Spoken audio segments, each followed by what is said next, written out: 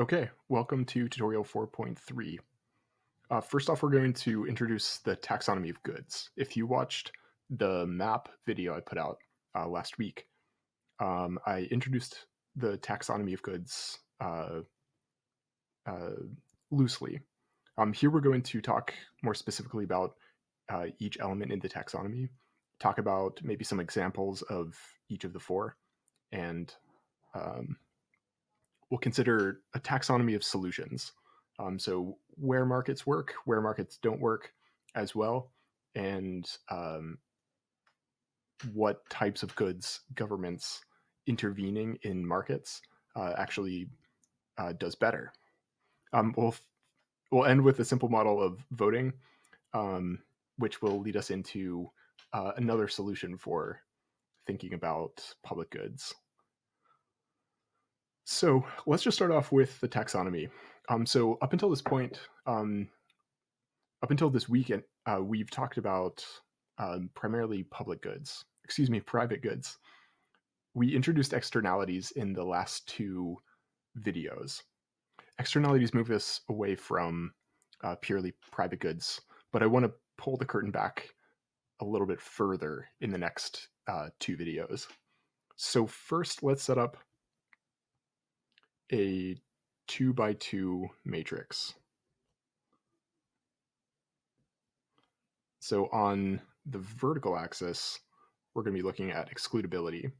So excludability is really about whether I can prevent you from using a particular good.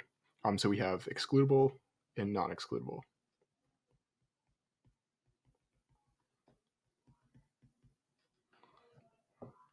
And on the horizontal axis, we have rivalry.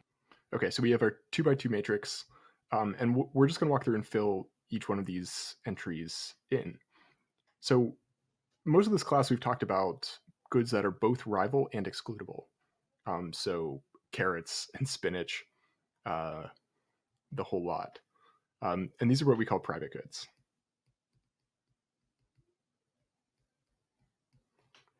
And of course, both of these dimensions are not binary. We can really have a spectrum. A good could be fully excludable, but only partially rival, or partially excludable and fully rival. You can really think of both of these axes as being spectrums.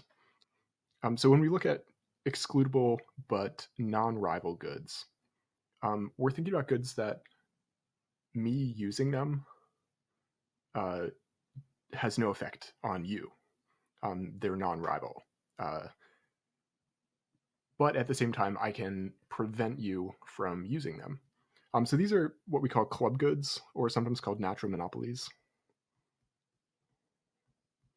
And you can think of satellite TV or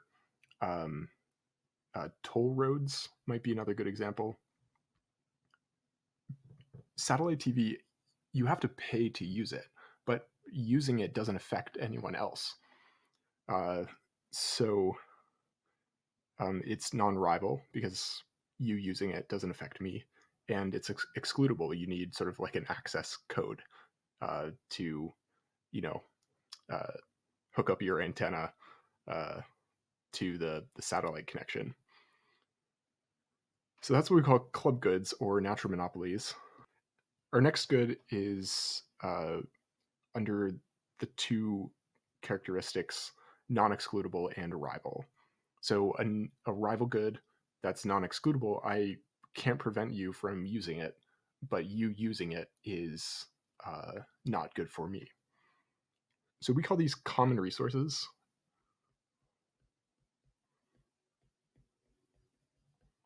And we're going to talk more about this in the next video when we start introducing game theory. So I'll leave that for the next video.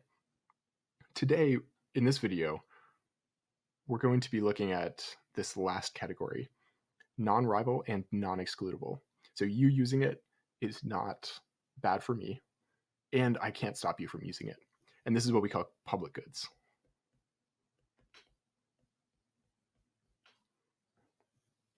Okay, and this is the big one for today. Okay, so this we have our taxonomy, our two by two of the extremes, and we know both dimensions are continuums. We also want to think about the cases where markets work and the cases where governments might want to intervene.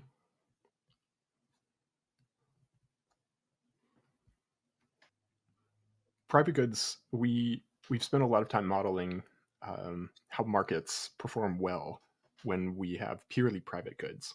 So we're going to say markets are a good solution to uh, allocating private goods. Club goods, we need a sort of combination of markets and governments, and we've spent some time talking about some government levers that are effective at um, solving markets that markets on their own may not be that effective at efficiently allocating our scarce resources. So we like to say that markets uh, require government involvement to efficiently allocate our scarce resources. We're not going to spend a lot of time looking at natural monopolies and club goods, but just know it's very similar to how we've talked about externalities. We do need the government to sort of correct some of the failures of the market. The same with common resources. We need markets to be sort of corrected by the government. With public goods, markets are not efficient at allocating scarce resources, and we'll introduce a simple model to capture some of this in just a second. But what we want to say is governments can actually provide public goods uh, efficiently on their own. And in some cases, we can also discipline markets with government actions. So we can say markets plus government. And your intuition should be flagging corrective taxes or subsidies. Um, okay, first to harken back to the type of modeling we've been working with, we can think about our price and quantity. We have a demand curve. And we're going to call this our marginal private benefit curve. And we have our marginal private cost curve. And this is going to be equal to our marginal social cost curve. We're not going to have externalities on the costs. But when we think about public goods, we have what we call the free rider problem. And take a look at the textbook for a more thorough treatment of the free rider problem. But essentially, what the free rider problem is coming from is me using a public good like a park or watching fireworks. Or NPR, it's a great example. I can use the good without contributing to it. It's not excludable. There's no one saying I can't use it. While at the same time, it does require some contribution, right? Like if NPR received no funding from its listeners, NPR would not exist almost certainly. But because I can listen to NPR for free just over the radio, I have very little incentive, and in fact, no financial incentive to contribute to NPR. So this is what we call the free rider problem. That I can enjoy the good without paying for it. And this is really where the problem around public goods comes in. why markets are ineffective at providing public goods efficiently. All right, so we have our marginal private benefit curve, but we also have a marginal social benefit curve. This is our private equilibrium. At equilibrium, I'm consuming some amount, right? Another example might be planting trees in my yard. That's good for me, but it's also good for my neighbors. And similar to our treatment of externalities, we introduce a marginal social benefit curve that's greater than the marginal private benefit curve. You can think of contributions to public goods, like planting a tree, as essentially carrying a positive externality. So the place we would want to be is out here. The quantity social star. So QS star is really the socially efficient level, right? We have this whole region between Q and QS where, let's use a different color here, some red, where the social benefit is greater than the social cost. So there's this whole region where at our equilibrium quantity, the benefits exceed the costs. And this is our deadweight loss. And this will look very familiar from our externality treatment. So what this is doing, we're saying public goods carry some positive externality when you invest in them, when you purchase them, whatever the terminology most applicable would be. So with NPR, I'm investing in quality radio, and with planting trees in my yard, I'm investing in providing shade and a nice climate to the neighborhood. And in both these cases, I'm actually enjoying what I've contributed to and purchased, but it also is good for those around me. So as we've talked about with positive externalities, we get an underprovision of public goods. Okay, so one solution, as we've talked about, is some sort of subsidy for contributions to the public good. And we actually do this with NPR, and in a lot of cases, trees as well. On my street, we're actually planting more trees. And the government is actually, you can submit a request to the Pittsburgh city, and they will figure out which trees are most appropriate and send the crew out and install and make sure there's enough space and all of this. So the government is actually, in a lot of cases, correctly subsidizing some of these public goods provisions. Let's say we have 3 citizens.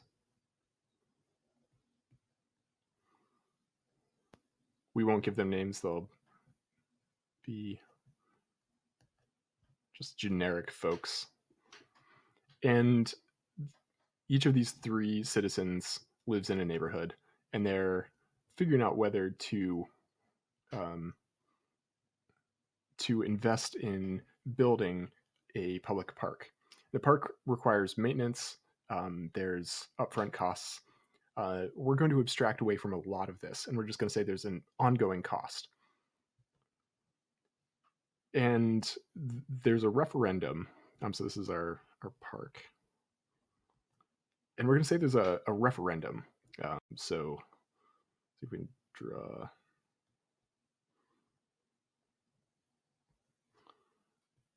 It's supposed to be sort of a scroll-like object.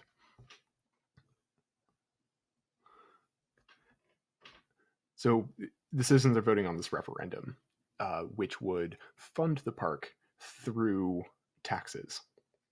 So those uh, in proximity to the park would pay a certain percentage of their property taxes towards funding this park ongoing.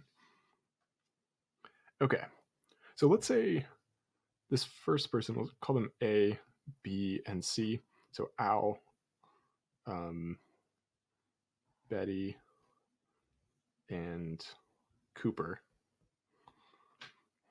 So Al is willing to pay $100 per year for the park. Seems a little low to me, but it's reasonable. Betty's willing to pay $150, and Cooper is willing to pay $200. In total, the marginal benefit of the park to the neighborhood is the sum of these three, assuming these are the only residents of the neighborhood. The marginal benefit of the park is equal to 100 plus 150 plus 200, which comes out to be 450. Okay. So the marginal benefit of the park is $450 per year. If the park is greater than 450, oops, we'll just say the value of the park to maintain it is y. If y is greater than 450, then building the park is not efficient. It costs more than it benefits. So similar to our calculations from externalities, right? We care whether the benefits are greater than the costs. So if the costs are greater than the benefits, it's not a good decision. And if the benefits are greater than the costs, we want to make sure it happens. So let's say for now that so the costs are less than the benefits, and what's written in this referendum is that they'll split it. They'll split the costs equally between the three residents. So each pays y over 3.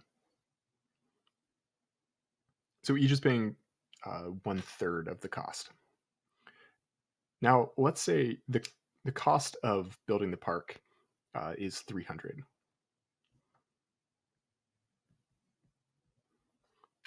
That means the individual contributions of the citizens, let's say this is C, is equal to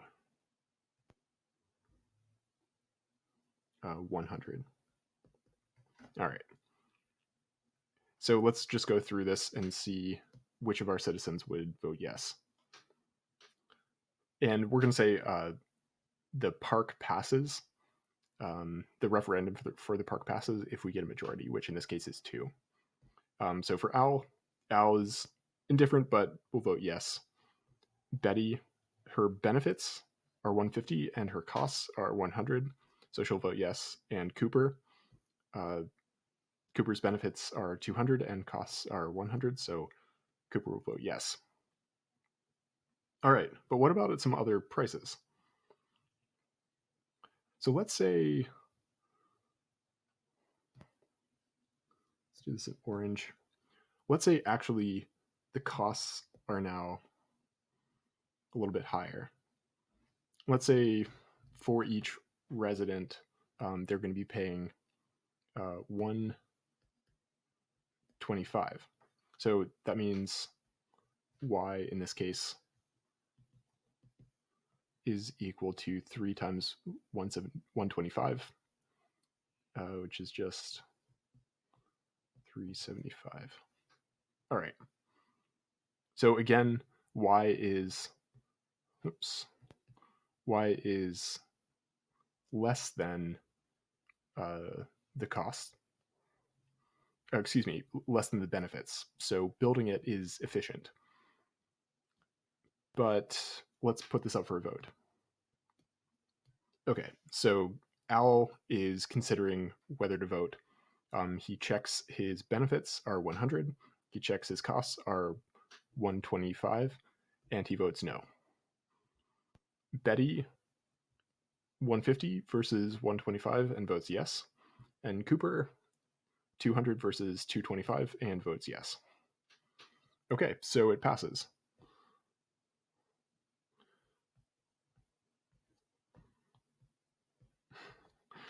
All right. So it passes. All right. So one last number. Let's look at 450 exactly.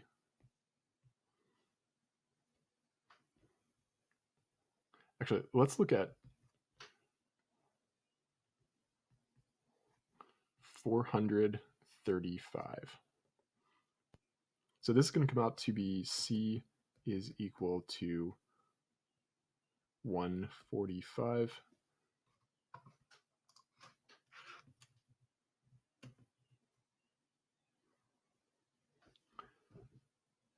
Okay, so we're putting this up for a vote. Al checks his numbers. Al votes no. Betty checks her numbers. 150 is greater than 145. Betty votes yes. Cooper, 200 versus 145, and votes yes. So this referendum passes. But let's go back and check. So Y, in this case, is less than 145. So we want it to pass. And it does. Okay, so you can play around with these numbers. The outcomes really depend a lot on the individual preferences of the residents. But this is one mechanism for allocating public goods when markets are ineffective at reaching a socially efficient level. We can choose the socially efficient level, which in this case is voting yes on the park, and put it up for a vote. And there are lots of different mechanisms for choosing how to determine the referendum, and there are different mechanisms for allocating public goods, like electing bureaucrats or politicians to represent. This is just one example of how this type of mechanism might interact with our marginal benefit, marginal cost framework that we've been developing the past few weeks.